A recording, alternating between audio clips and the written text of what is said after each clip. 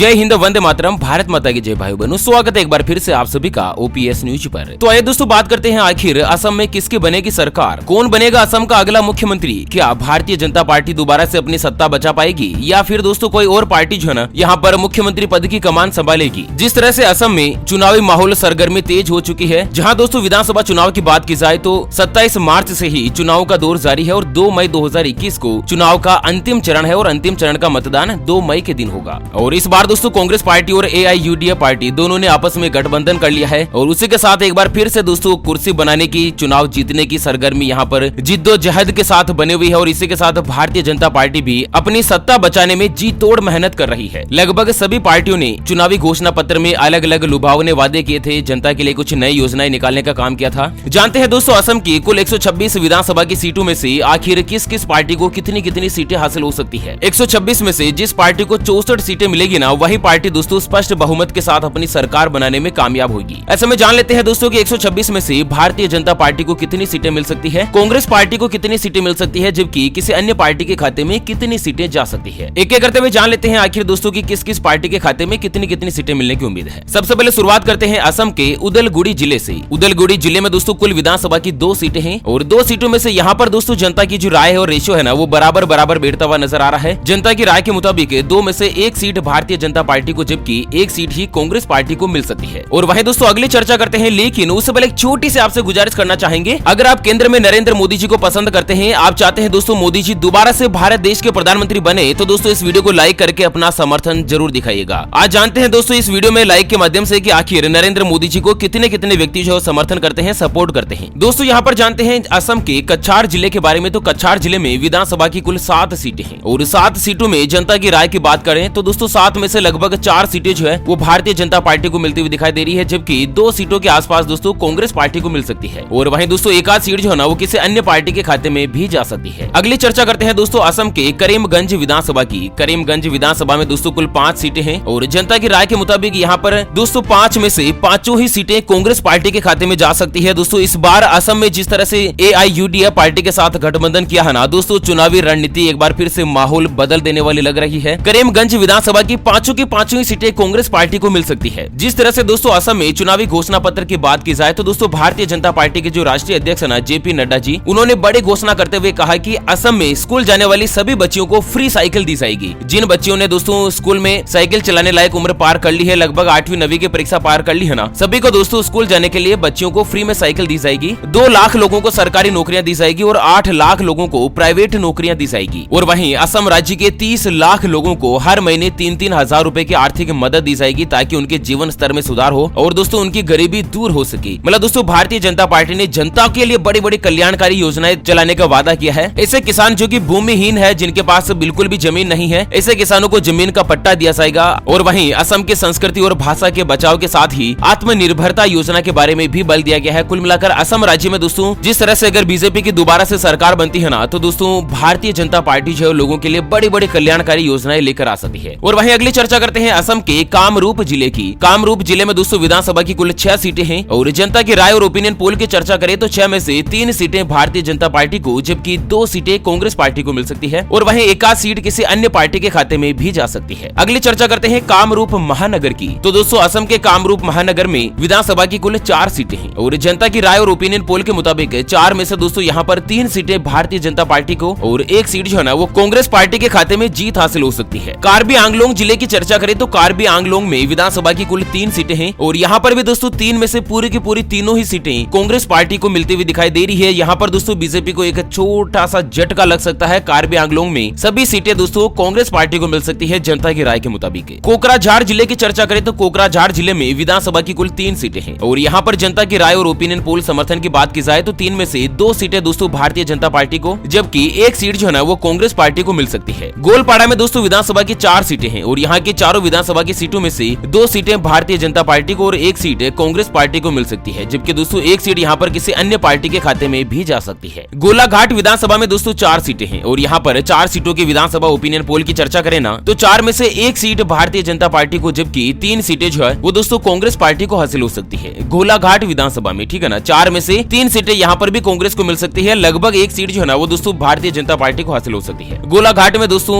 जिस तरह से कांग्रेस को ज्यादा समर्थन मिल रहा है, उम्मीद की जा रही है कि दोस्तों सरकार का जो कुर्सी का पलड़ा है ना वो इस बार चेंज हो सकता है, बदल सकता है। जानते हैं आगे जनता की राय और जानेंगे दोस्तों असम की कुल 126 में से कितनी कितनी सीटें किस किस पार्टी को हासिल हो सकती है। अगली चर्चा करते हैं चराईदेव विधानसभा की। चराईदेव में दोस्तों विधानसभा की कुल 2 सीटें हैं और यहाँ पर 2 में से 2 ही सीटें भारतीय जनता पार्टी को मिल सकती है। चिरांग विधानसभा में दोस्तों 2 सीटें हैं और यहाँ पर 2 में से 1 सीट भारतीय जनता पार्टी को जबकि 1 सीट कांग्रेस पार्टी को हासिल हो सकती है। और अगली चर्चा करते हैं जोरहाट विधानसभा की। जोरहाट विधानसभा में 5 सीटें हैं और 5 सीटों की ताजा ओपिनियन पोल की चर्चा करें तो 5 में से 2 सीटें भारतीय जनता पार्टी को जबकि 3 सीटें जो है यहाँ पर दोस्तों कांग्रेस पार्टी को मिल सकती है। अगली चर्चा करते हैं डिब्रूगढ़ विधानसभा की। डिब्रूगढ़ में विधानसभा की कुल 7 सीटें हैं और 7 सीटों में से दोस्तों 4 सीटें कांग्रेस पार्टी को और लगभग 4 सीटें ही है ना वो दोस्तों भारतीय जनता पार्टी को मिल सकती है। कुल मिलाकर यहाँ पर कांग्रेस और जनता पार्टी दोनों में मिलाकर दोस्तों 4-3 का रेशो रह सकता है, 4-3 का। तिनसुकिया जिले में दोस्तों यहाँ पर विधानसभा की 6 सीटें हैं। जनता की राय और ओपिनियन पोल की बात की जाए तो 6 में से 4 सीटें भारतीय जनता पार्टी को जबकि दोस्तों 2 सीटें कांग्रेस पार्टी को मिल सकती है। अगली चर्चा करते हैं दक्षिण सलमरा की। दक्षिण सलमरा में दोस्तों विधानसभा की मात्र 2 सीटें हैं और ये जो 2 सीटें हैं ना वो दोस्तों कांग्रेस पार्टी को हासिल हो सकती है। इस बार कांग्रेस पार्टी ने चुनावी घोषणा पत्र में दोस्तों बड़े वादे करते हुए कहा कि जिस तरह से असम के अंतर्गत चाय के बागान में जो मजदूर काम करते हैं ना उन सभी को फिलहाल दोस्तों मौजूदा स्थिति में लगभग 165 रुपए के रेट से उनको मजदूरी मिलती है। तो कांग्रेस पार्टी ने वादा किया कि जब अगर उनकी सरकार बनती है असम में तो 165 की जगह कुल 365 रुपए उनकी प्रतिदिन की मजदूरी निर्धारित की जाएगी। अगली चर्चा करते हैं दरांग विधानसभा की। दरांग विधानसभा में दोस्तों कुल 4 सीटें हैं और यहाँ पर जनता का जिस तरह से रेशो निकल कर आ रहा है लगभग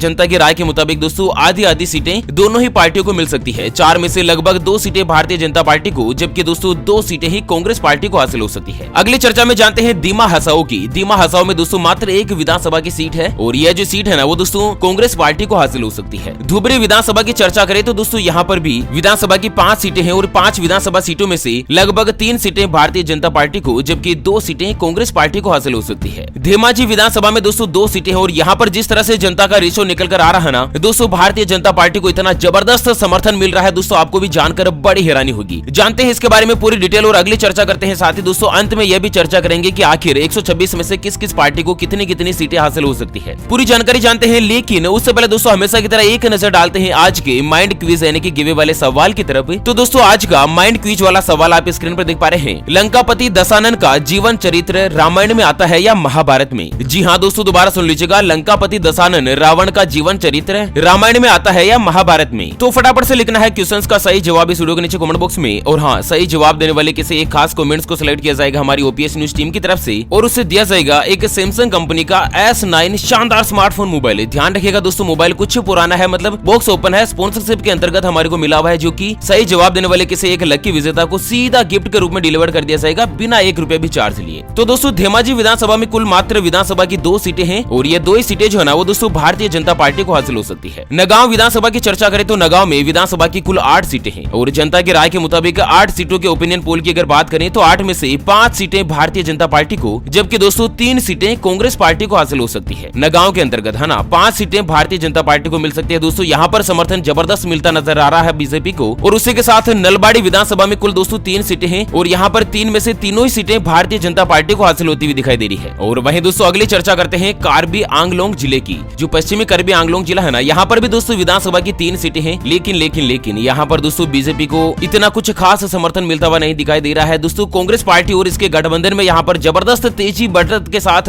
बहुमत बनाते हुए नजर आ रही है। पश्चिम कार्बी आंगलोंग जिले में दोस्तों 3 में से तीनों ही विधानसभा की सीटें जो है ना वो दोस्तों कांग्रेस पार्टी को हासिल होती हुई नजर आ रही है। और वहीं दोस्तों अगले नंबर पर चर्चा करते हैं बसका जिले की। बसका जिले में विधानसभा की 3 सीटें हैं और 3 सीटों के विधानसभा ओपिनियन पोल की चर्चा की जाए तो 3 में से 2 सीटें भारतीय जनता पार्टी को जबकि दोस्तों 1 सीट कांग्रेस पार्टी को हासिल हो सकती है। बसका जिले में बारपेटा जिले में दोस्तों विधानसभा की 6 सीटें हैं और 6 सीटों के विधानसभा ओपिनियन पोल की चर्चा करें तो 6 में से दोस्तों यहाँ पर रेशो बराबर आधा बैठ सकता है। 6 में से 3 सीटें भारतीय जनता पार्टी को जबकि दोस्तों 3 सीटें ही कांग्रेस पार्टी को हासिल हो सकती है। विश्वनाथ विधानसभा में भी 3 सीटें हैं और यहाँ पर बीजेपी को दोस्तों जबरदस्त बढ़त के साथ समर्थन हासिल हो सकता है। बीजेपी की 3 विधानसभा सीटों में से तीनों ही सीटें दोस्तों भारतीय जनता पार्टी के खाते में जाती हुई नजर आ रही है। बोगई गांव में दोस्तों विधानसभा की 3 सीटें हैं और यहाँ पर 3 में से दोस्तों कांग्रेस पार्टी को ज्यादा समर्थन बैठता हुआ नजर आ रहा है। 3 में से 1 सीट भारतीय जनता पार्टी को जबकि दोस्तों 2 सीटें कांग्रेस पार्टी के खाते में जा सकती है। बोगई गांव में है ना माजुली विधानसभा में दोस्तों 1 सीट है और यह जो सीट है ना वो कांग्रेस पार्टी को नहीं बल्कि भारतीय जनता पार्टी को मिल सकती है। मोरी गांव की चर्चा करें तो मोरी गांव में दोस्तों 3 सीटें और 3 में से 2 सीटें बीजेपी को और 1 सीट कांग्रेस पार्टी के खाते में जा सकती है। लखीमपुर विधानसभा में दोस्तों कुल 4 सीटें हैं। 4 सीटों के ताजा ताजा ओपिनियन पोल और जनता की राय की बात करें तो 4 में से 3 सीटें भारतीय जनता पार्टी को, जबकि एक सीट जो है ना वो दोस्तों कांग्रेस पार्टी को यहाँ पर हासिल हो सकती है। शिवसागर विधानसभा में 4 सीटें हैं और शिवसागर में भी दोस्तों जिस तरह से रेशो जनता का सामने नजर आ रहा है, जनता की राय के मुताबिक यहाँ पर भी दोस्तों 4 में से 3 सीटें भारतीय जनता पार्टी को, जबकि एक सीट ही दोस्तों कांग्रेस पार्टी को मिलती हुई दिखाई दे रही है। अगली चर्चा में जानते हैं सोनीतपुर विधानसभा की। सोनीतपुर विधानसभा में 5 सीटें हैं और यहाँ पर भी दोस्तों 5 सीटों के विधानसभा ओपिनियन पोल में 3 सीटें जो है ना वो दोस्तों भारतीय जनता पार्टी के खाते में, जबकि 2 सीटें कांग्रेस पार्टी के खाते में हासिल हो सकती है। हेलाकांडी के अंतर्गत दोस्तों विधानसभा की 3 सीटें हैं और 3 सीटों के ओपिनियन पोल और ताजा जनता की राय की बात की जाए तो 3 में से 2 सीटें भारतीय जनता पार्टी को, जबकि एक सीट कांग्रेस पार्टी को हासिल हो सकती है। और वहीं सबसे अंत में चर्चा करते हैं होजाई विधानसभा की। होजाई विधानसभा में दोस्तों 3 सीटें हैं और यहाँ पर दोस्तों कांग्रेस को बढ़त मिल सकती है समर्थन में और 3 में से एक सीट दोस्तों भारतीय जनता पार्टी को, जबकि 2 सीटें कांग्रेस पार्टी और इसके साथ ही गठबंधन पार्टी को हासिल हो सकती है। तो इस तरह से दोस्तों इस वीडियो में अपन ने जाना कि यहाँ पर असम की 126 विधानसभा सीटों के ओपिनियन पोल की चर्चा की जाए तो 126 में से लगभग दोस्तों 65 से लेकर 75 सीटों के आसपास भारतीय जनता पार्टी को मिल सकती है और 55 से लेकर 60 सीटें जो ना वो दोस्तों लगभग यहाँ पर कांग्रेस पार्टी को हासिल हो सकती है। एक बार फिर से जिस तरह से जनता की राय और ओपिनियन पोल समर्थन जो नजर आ रहा है ना, उसके मुताबिक दोस्तों एक ही चर्चा सामने आ रही है जनता की राय के मुताबिक कि 126 में से लगभग 70-75 सीटें बीजेपी को मिलकर एक बार फिर से बीजेपी की ही सरकार बनती हुई नजर आ रही है। वैसे दोस्तों इसके बारे में आपकी क्या राय है? आपकी राय के मुताबिक इस बार अगला मुख्यमंत्री कौन बन सकता है? दोस्तों आप अपनी राय और विचार हमें वीडियो के नीचे कमेंट बॉक्स में जरूर बताएगा। तो फिलहाल के लिए वीडियो को यहीं पर देते हैं विराम, फिर से होंगे हाजिर एक और नई और ताजा तरीन ब्रेकिंग न्यूज हेडलाइंस के साथ। तब तक के लिए जय हिंद, जय भारत, वंदे मातरम।